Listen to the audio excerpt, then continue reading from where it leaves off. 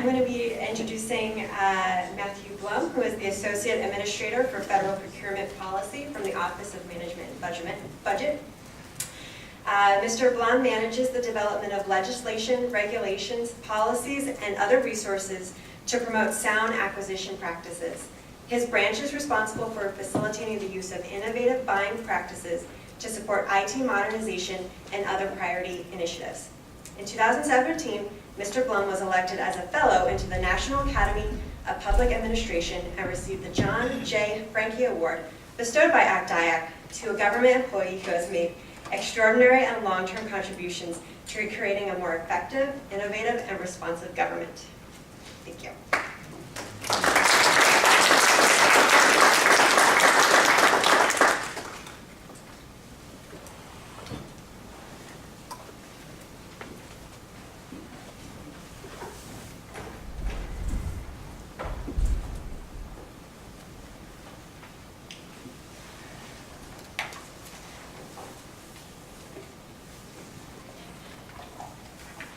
Good morning. Good morning. 2 points before I start.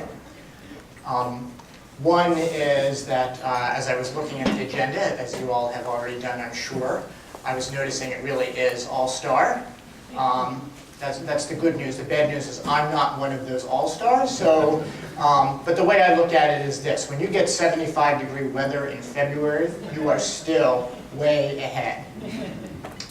And the second point is, although the agenda identifies me as the keynote speaker, you will soon realize that I'm just really the warm-up act for Jim Williams, who is heading the next panel, and it'll become clear in a couple of minutes why I'm saying that.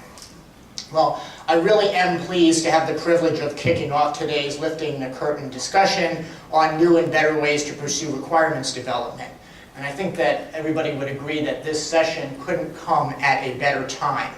With the budget deal providing additional resources for government programs, and the acquisition system is going to face challenges as great as it ever has to get requirements out the door.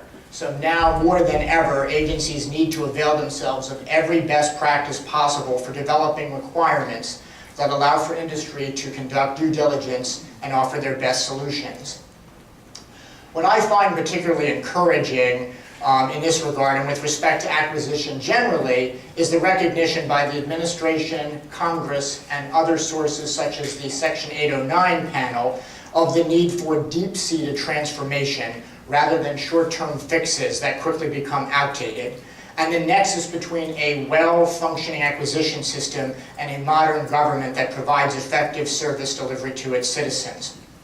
So what are some of these promising signs that have emerged? I think you know them, but to just recount them.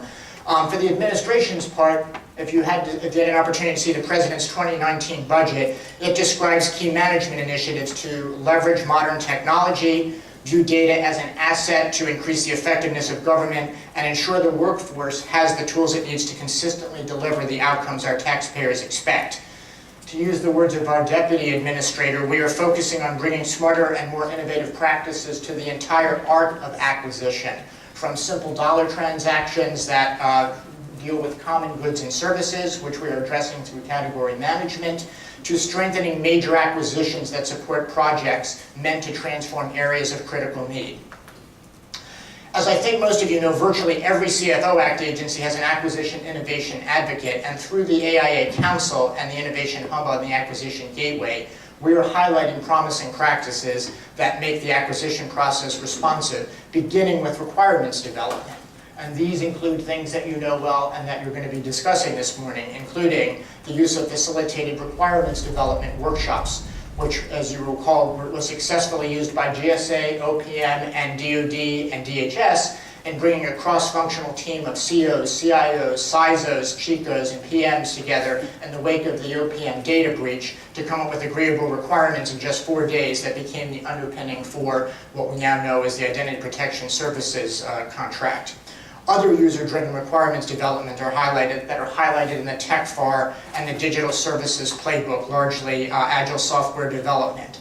reverse industry days, which I know is a key focus of today's conversation, and other mechanisms that promote ongoing dialogue in lieu of requests for information that tend to involve one-way conversations and oftentimes provide little insight about agency needs to potential vendors. And also common sense tools such as open opportunities, which is basically a government Craigslist that allows agencies to seek or offer help in the application of these and other innovative techniques, and by doing so, augmenting the bandwidth of the workforce. And we know that Congress is also taking some significant steps. As you know, they passed the IT Modernization Fund to help agencies address their aging and unsecured IT investments. The Commercial Solutions Opening Pilot, we have representatives from GSA and DoD that are working hard. This authority will allow them to test authority to competitively procure innovative commercial items, technologies, and services using rapid iterative development and simplified contract terms with startup companies and other sources who have not previously worked or don't typically work with the federal government. Of course, the e-commerce portal initiative that you all are familiar with, which challenges the administration to transform how the government makes small purchases for COTS using modern technology. And the Program Management Improvement Accountability Act, PMIA, which requires agencies to ensure that they are giving appropriate attention to the role of program management. And this, of course, entails bringing critical thinking to our highest priority projects, which will necessarily require us to improve the management of the major acquisitions that support them. And lastly, we shouldn't forget the work of the congressionally charged 809 panel that has adopted as its mantra returning to a mission-first acquisition system, and recently called on DoD and others to become a better customer and more knowledgeable actor in the marketplace, including by tailoring its contracts, terms, and conditions to align with market and industry standards. So the question is, with all of these catalysts for smarter and more innovative contracting, what is holding us back? Why is change so difficult? Well, many point to the so-called tyranny of complexity. That was a term that I know our last administrator used frequently, and she used that to describe the complexity created by our statutes and regulations, and people often cite that as our biggest challenge. Well, I think there is no debating that without simplifying our business rules, change will continue to be slow and difficult. And to the credit of this administration, they have put in place mechanisms to help make business transactions more manageable, such as through Executive Order 13771 that requires the FAR Council and other regulatory bodies to deregulate and reduce the cost and complexity of regulations. Now, while these efforts are going to help to reduce barriers to creativity, I think it's fair to say that we continue to face an equally daunting inhibitor to change in our culture, which exhibits a resistance to testing new ideas and better ways of applying existing practices. Consider this. Today's conference is about inspiring you to think about new and better ways of understanding the government requirements gathering process. And I think it is fair to say by showing up, you are representative of the segment of our workforce that is probably on the more interested side and leaving government better than you found it. Yet, I would be willing to bet that a significant number, if not the majority of you, probably don't feel confident that you can go back to your agency and immediately try out an idea that you hear today, even if you think that you can legitimately improve the efficiency and effectiveness of your organization. Why is this? Well, for starters, I think many in government continue to view testing and piloting as a nice to have, something you pursue if and when you have time, not part of your day job. Others fear that testing increases risk. I heard some of my colleagues admonish me as recently as last week that when industry hears the word test or pilot, it sends a signal to them that the government isn't committed to the project and discourages them from sending their A-team. This is a perspective of the government. Whether that's true with industry, it's still the perception. Others believe that testing is only appropriate for ideas that are new to the government. Each of these perceptions, I think, contributes to a paralysis that threatens the government's ability to improve, and is probably a large reason why we are still talking in futuristic terms about creating a 21st century government, despite the fact that we're already almost 20 years into the century. If left unchallenged, these perceptions will leave us with a future that does little more than have us perfecting the present. So, how do we disrupt this cycle of inertia? Well, there's probably no one magic bullet, but there are a number of steps that OFPP has been thinking about, and I know many, if not all of you, have been as well. and let me highlight just 4 of them. First, we need to have a frank conversation with all levels of the workforce, from contracting officers to senior procurement executives, about the importance of testing new and better ways of doing business. And by the way, I'm happy to say that ACT-IACT has graciously agreed to allow our office to host a breakout session on this very subject at the upcoming Acquisition Excellence Conference on, I believe it's March 27th. And I hope that at least some of you will be able to join that conversation. And at that session, one thing I can guarantee is you're going to hear from OFPP that the message must start with the point that testing and innovation is not a nice to have. And it is not something that can be considered to be done in spare time. To the contrary, piloting new ways of doing business is just as critical to the health of our acquisition system as the ability to smartly apply our laws and regulations to our everyday work. Everyone in an agency shouldn't need to test and innovate all the time, but some people need to be doing it some of the time, and I think it's probably fair to say that at least a few good people in every agency need to be doing it most of the time. An agency that doesn't engage in meaningful testing is an agency that is probably destined to fall behind. Now, with respect to those who are concerned about the heightened risk associated with testing, I think we need to take a deep breath here and think about what we're saying. Now, is there a potential for schedule delays and the need for more time to make course corrections if you're trying something for the first time? Of course. But if you're talking about a potential new or better practice, a manageable delay is really a small price to pay for greater long-term efficiency. Beyond that, testing should entail no greater degree of risk than a normal acquisition if you apply good acquisition practices. You scope the test carefully, you share information readily with potential sources so they understand the goal of the test, and you give participants, of course, robust debriefings. And by the way, I know we have a number of acquisition innovation advocates in the room. Just looking at them, I would be surprised if any of you would say that your experience in testing when you've done it has resulted in greater protests. I bet the fact that you're paying closer attention to what's going on probably reduces the risk of protest. And if I could just point to Eric Cho, who heads the Procurement Innovation Lab, he's nodding, I think, in agreement with that point. So in response to those who fear that industry won't bring their A game given the impermanent nature of testing, and that we need to ask our industry colleagues, and I hope we have a good, robust dialogue on that on March 27th. But what I've often hear is industry-like strategies where the government is trying to truly partner with the private sector, with the public sector, rather than forcing a particular prejudiced or prejudged course of action. And a test provides that opportunity. I think our message also needs to recognize that testing is not just for new ideas, but plays a valid role in change management.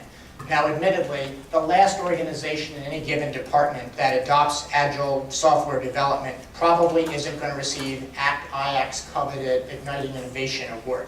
But our taxpayers will be richly rewarded by the organization's newfound ability to produce results faster and with less risk. So first is we really need to have that conversation and find ways to get that message out. Second, and specifically relevant to today's session, we need to improve and expand our mechanisms for communication.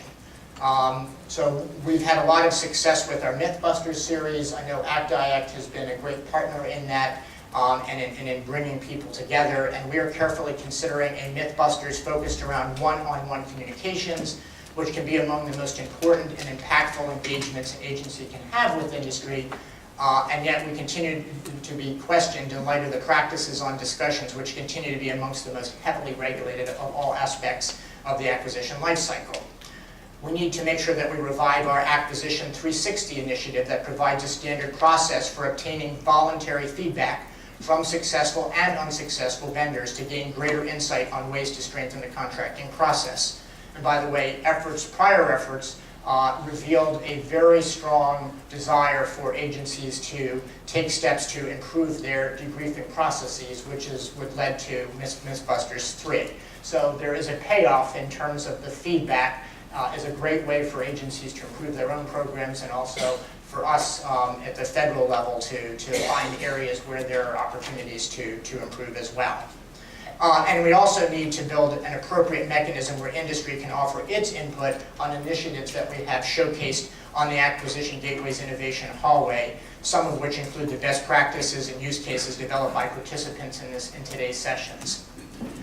Third, and also relevant to today's session, we need to get more intense in our efforts to understand industry cost drivers and best practices and act accordingly so vendors are more inclined to invest their best in our projects.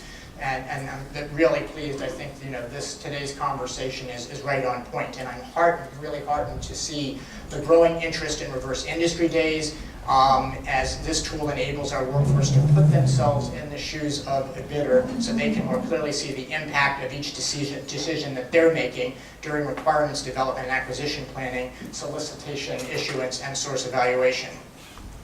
And I'm also encouraged when an agency such as DHS and others recognize the importance of having a dedicated industry liaison that can make sure that companies who take the time to show interest in our acquisitions are getting the courtesy of a response to their questions, and slowly, hopefully, and accelerating the pace of changing the negative perception that the government fails to value a contractor's time.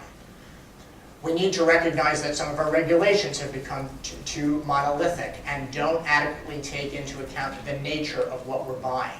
And as one step, we need to revisit whether all of the government unique business requirements we currently impose on commercial item buys are necessary. There was an important provision that was included in the NDAA directed at the Department of Defense to look at the list of laws that are applicable to commercial items since FASA and the Clear-Cohen Act were enacted, and the FAR Council is looking closely at whether it wants to follow suit. Lastly, we need to create real incentives for our senior acquisition executives, contracting officers, and program managers to embrace testing. At a minimum, that includes recognition and taking appropriate advantage of management mechanisms such as the President's Management Agenda, which we're going to be hearing more about in the coming weeks. I strongly encourage you to offer your ideas on incentives for creating a more innovative and test-friendly environment by reaching out to agency AIAs, to taking advantage or becoming involved in ACT-IAC's community of interest. You can also reach out to me, and you can also reach out to Eliana Zavala, who's my partner in crime, and we affectionately refer to her as our Federal Acquisition Innovation Advocate. And I should note that the contact information for the AIAs and Eliana and me is available on the TechFAR Hub. Well, as I said at the beginning, I think that you will strongly enjoy today's session and hope that it will inspire you to disrupt the status quo at your agency to test and adopt better ways of gathering requirements. And I mentioned earlier that with respect to Jim, and he's going to be following me in a moment, but for those of you that may have forgotten, Jim was a driving force behind introducing blanket purchase agreements into the MASS program at a time when that program was facing an identity crisis. Jim realized that the upside of introducing this tool to the schedules far outweighed the potential risks of failure, and he persuaded, I should say, GSA to test and ultimately adopt the use of BPAs. And the rest, as you know, is history, with BPAs becoming clearly one of the most powerful transformational acquisition tools over the past 20 years. So that is just one example of somebody being inspired and seeing an opportunity and acting on it. And as always, we are very appreciative to IAC for creating yet another impressive platform that's going to bring some of the best minds in government and industry together in our ongoing quest to prepare our agencies and our contracting partners for the challenges of tomorrow. So thank you again for sharing these few minutes with me and allowing me to kick off this important conference.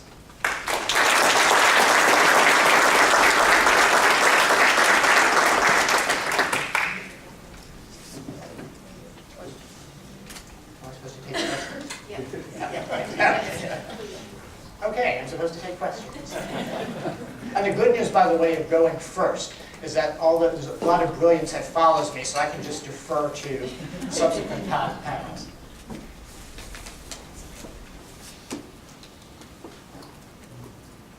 I'll throw it at Matt, because I can't resist. Jason Miller, Federal News Radio. You mentioned the promising practices requirements to the AIA Council, Acquisition Gateway. Then can you talk a little bit more about the AIA Council, and you mentioned one other thing that was not, thank you, a microphone. I like those. The AIA Council, you mentioned that, but there was another thing that was related to that you're looking, there's another pilot, commercial solutions pilot. Can you Yes. talk about both the council a little bit more and the commercial solutions pilot? Yes. So the first is the council. That was created in 2016 by a memorandum, I think that was jointly co-signed by OFPP and Office of Federal Chief Information Officer, and was designed to support acquisition innovation advocates who were also created through that memo in order to address this cultural challenge and to create pathways in each of the agencies for providing, if you will, a safe harbor for people to test new ideas and better ways of doing business. The memo, I think, rightfully provided a lot of flexibility to agencies to figure out how best the AIAs operate, recognizing that you can't really compel innovation, you need to encourage it, and that every agency's mission is a little different and their culture is a little different.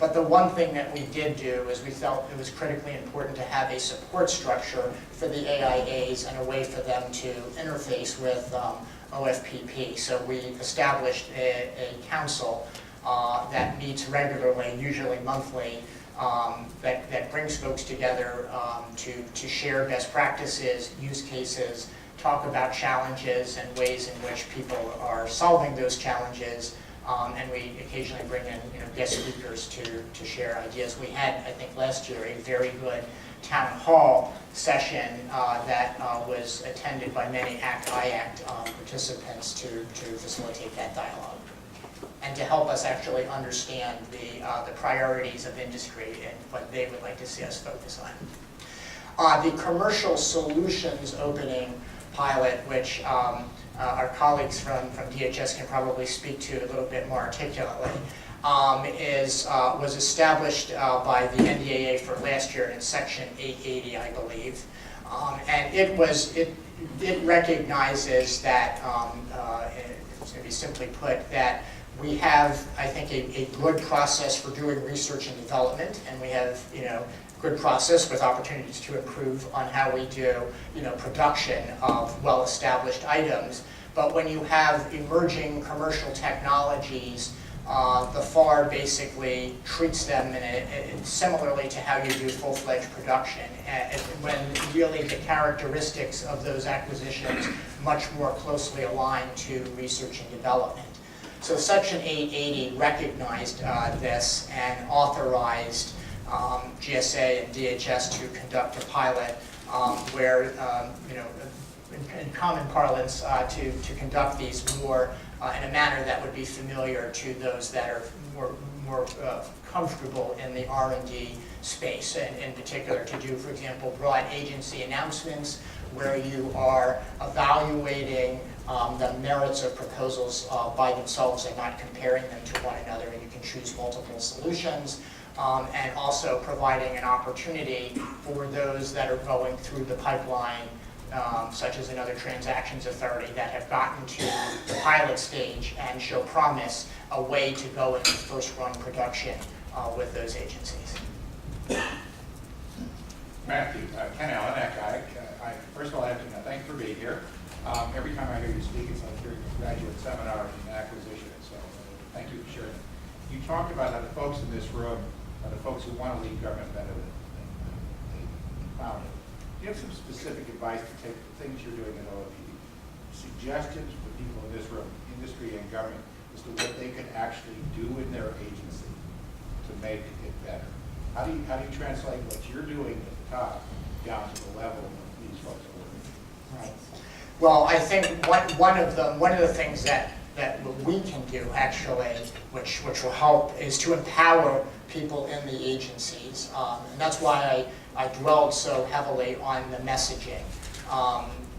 We've had a lot of conversations about innovation and the fact that we can't compel it, and sometimes, I love OMB, but sometimes we can be a little heavy-handed, right? And we issue a memo, we expect something in return, and here we really had to take a light touch because again, we're not going to count the number of people that touch an innovation lab. That said, there needs to be some mechanism within an agency where innovation is occurring. And I think that we need to be clear on that message to make sure that it's happening in some fashion, even if we appropriately provide a lot of flexibility. And by doing that, I think that the message then to agencies is those that want to innovate and test and pilot should feel like they know people that they can consult with either in their agency and other agencies, in USDS, and the Technology Transformation Service at GSA. There's a joint venture authority and a program at NTIS in Commerce that helps people that want to partner with industry in helping to figure out solutions. So the point is, in short, there's so many avenues now to test and pilot and try new and better ways that people going back should feel empowered, and if they don't, I would strongly encourage you to talk to your AIAs so that when we have our AIA council meetings, we can figure out what we need to be doing with senior procurement executives, with other agency officials that are partners in acquisition to change the culture. Am I out of time? I'm out of time. Thank you very much. I really appreciate it.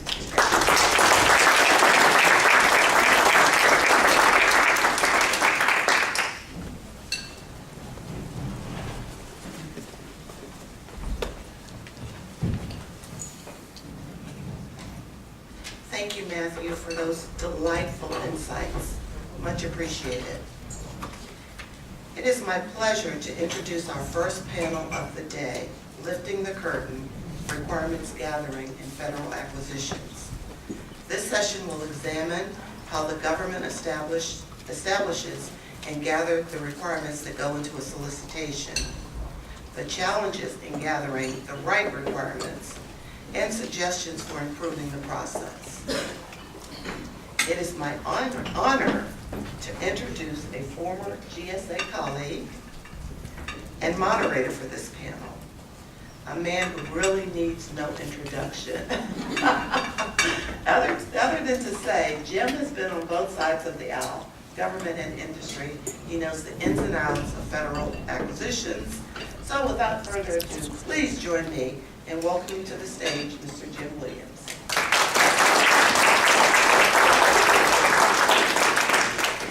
Well, good morning, everyone, and thank you for coming here today. I do think we probably have the change agents and the leaders in the room. When I listen to Mathew, who we have a mutual admiration society. Mathew is a crown jewel for this government, and there's a reason why I gave him their highest award, the John J. Franke Award. I think this is a great conversation we're going to have here today, and we really want to make it a free-flowing conversation, and we have a great panel. And I think talking about lifting the curtain and doing it around requirements development, the front end of the process is most important. And we have a great panel, and let me introduce them, ask them to come up, please, gentlemen. First, we have Ken Brennan, who is the Deputy Director for Services Acquisition at the Defense Procurement and Acquisition Policy, the DPAP office, part of the Undersecretary AT&L, and Ken has been a real leader for DOD and also very much a participant for ACT-IAC. Scott Hine is the Director of the Information Technology Services Office at DOE, also an Army veteran, and very happy to have him here today.